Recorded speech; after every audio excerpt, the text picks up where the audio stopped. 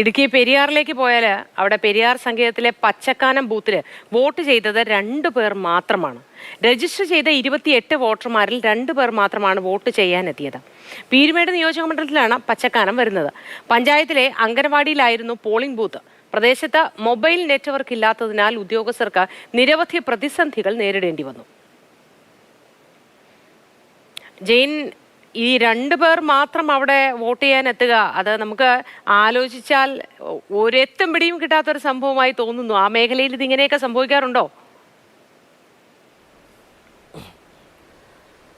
സാധാരണ പോളിംഗ് ശതമാനം ആ ബൂത്തിൽ കുറവാണ്.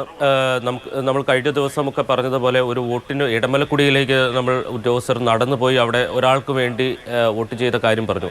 വോട്ടിൻ്റെ പ്രാധാന്യം എത്രത്തോളം ഉണ്ട് എന്ന് വ്യക്തമാക്കുന്നതായിരുന്നു. പക്ഷേ അതേപോലെ ഒരു സംഭവമാണ് പച്ചക്കാനം എന്ന് പറയുന്നത് പെരിയാർ കടുവ സങ്കേതത്തിൻ്റെ അകത്തുള്ള ഒരു എസ്റ്റേറ്റ് ഉൾപ്പെടുന്ന മേഖലയാണ്.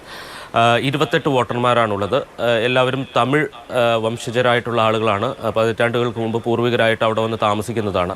ആ 28 പേർക്ക് വേണ്ടിയിട്ടാണ് അവിടെ ഒരു പ്രത്യേക ബൂത്ത് ഒരുക്കിയത്. അത് കാട്ടിലൂടെ വനത്തിലൂടെ സഞ്ചരിച്ച് വാഹന സൗകര്യമുണ്ട്.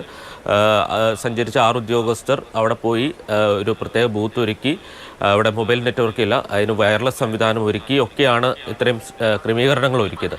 പക്ഷേ വോട്ടെടുപ്പിനോട് അവിടെ ആ പ്രദേശത്തുള്ള 28 വോട്ടർമാർ പ്രതികരിച്ചത് മാതൃകാപരമായിട്ടല്ല എന്ന് നമുക്ക് പറയേണ്ടി വരും. 2 പേർ മാത്രമാണ് വോട്ട് ചെയ്യാൻ വന്നത്. കഴിഞ്ഞ വർഷം 5 പേരാണ് വോട്ട് ചെയ്തത്. ഈ വർഷം അത് 2ആയി ചുരുങ്ങി. കഴിഞ്ഞ തവണ 36 വോട്ടർമാർ അവിടെ ഉണ്ടായിരുന്നു. ഇത്തവണ 28 വോട്ടർമാർ മാത്രമേ അവിടെ ഉണ്ടായിരുന്നുള്ളൂ. അപ്പം നമ്മുടെ ഒരു അവകാശമുണ്ടല്ലോ, അത് രേഖപ്പെടുത്തുന്നതിൽ ഇനിയും കുറെ കൂടി അവബോധം സൃഷ്ടിക്കേണ്ടതുണ്ട്. പ്രത്യേകിച്ച് തീർച്ചയായിട്ടും ജെയിൻ, ഞാൻ അത് തന്നെയാണ് പറയാൻ വന്നത്. ഒരുപക്ഷെ ഇവരൊക്കെയും തോട്ടം തൊഴിലാളികൾ, സാധാരണ തൊഴിലാളികളായിരിക്കും. വോട്ട് ചെയ്യേണ്ടതിന്റെ ആവശ്യകതയും ഭരണനിർവഹണത്തിൽ ഇവർക്ക് വഹിക്കാവുന്ന പങ്ക്, അവകാശം, ഇത് സംബന്ധിച്ചൊക്കെ ഈ തെരഞ്ഞെടുപ്പ് കമ്മീഷന്റെ വകയായി നേരത്തെ കൂട്ടി ഒരു നല്ല അവബോധം ഇവരിൽ ഉണ്ടാക്കിയിരുന്നെങ്കിൽ ഈ പ്രതിസന്ധി മറികടക്കാൻ കഴിയുമായിരുന്നില്ലേ? നമുക്ക് ഈ വോട്ടർമാരെ മാത്രം കുറ്റപ്പെടുത്താൻ കഴിയുമോ? ഒറ്റപ്പെട്ട് ജീവിക്കുന്ന മനുഷ്യരല്ലേ? വോട്ടർമാരെ മാത്രം കുറ്റപ്പെടുത്താൻ കഴിയില്ല. ഇക്കാര്യത്തിൽ തീർച്ചയായിട്ടും ആളുകൾക്ക് ഒരുപാട് പ്രശ്നങ്ങളുണ്ടാകും. ഒരു ദിവസം തോട്ടം തൊഴിലാളികളൊക്കെ എന്തുകൊണ്ട് ഒരു ദിവസത്തെ ജോലി ഉപേക്ഷിക്കണമോ എന്ന് പോലും ആലോചിക്കും ആളുകൾ. കാരണം അത്തരം ജീവിത സാഹചര്യത്തിലൂടെയാണ് കടന്നു പോകുന്നത്. വോട്ട് ചെയ്യാൻ പോകണമെങ്കിൽ ഒരു ദിവസം അവധി എടുക്കണം. ആ അവധി എടുക്കാൻ കഴിയാത്തതുകൊണ്ട് ചിലപ്പോൾ വോട്ട് ചെയ്യാൻ പോകാത്തതായിരിക്കാം. അപ്പോൾ ആ കാര്യത്തിലൊക്കെ കൃത്യമായിട്ടുള്ള ഇത്തരം ഒരുവിധം എല്ലാ മേഖലയിലും ആളുകൾക്ക് ഇതിനെക്കുറിച്ച് അറിയാം. പക്ഷേ ഇത്തരം മേഖലയിൽ പ്രത്യേകിച്ച് തോട്ടം തൊഴിലാളികൾ ഉൾപ്പെടുന്ന വളരെ റിമോട്ടായിട്ടുള്ള പ്രദേശങ്ങളിൽ, ആദിവാസി മേഖലകൾ ഉൾപ്പെടെ ആളുകൾക്ക് വോട്ടിങ്ങിനെ കുറിച്ച് കുറച്ചുകൂടി അവബോധം സൃഷ്ടിക്കേണ്ടത്. ആദിവാസി മേഖലയിലൊക്കെ നല്ല പോളിംഗ് ആണ്. പ്രത്യേകിച്ച് മറയൂരിലെ ആദിവാസി കുടികൾ 28 കിലോമീറ്ററൊക്കെ നടന്നു വന്ന് വോട്ട് ചെയ്ത ആളുകളുണ്ട്.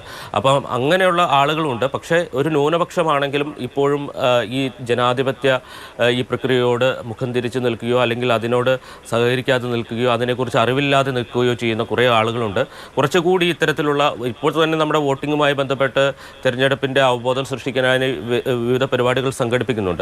പക്ഷെ അത് ഈ നഗരപ്രദേശങ്ങളിലോ അല്ലെങ്കിൽ ഗ്രാമപ്രദേശങ്ങൾക്കോ അപ്പുറം ഇത്തരം റിമോട്ടായിട്ടുള്ള ഒറ്റപ്പെട്ട് കിടക്കുന്ന പ്രദേശങ്ങളിലേക്ക് കൂടി കൂടുതൽ ശ്രദ്ധ കേന്ദ്രീകരിക്കേണ്ടതിൻ്റെ ആവശ്യകതയാണ് ഈ സംഭവം തെളിയിക്കുന്നത്.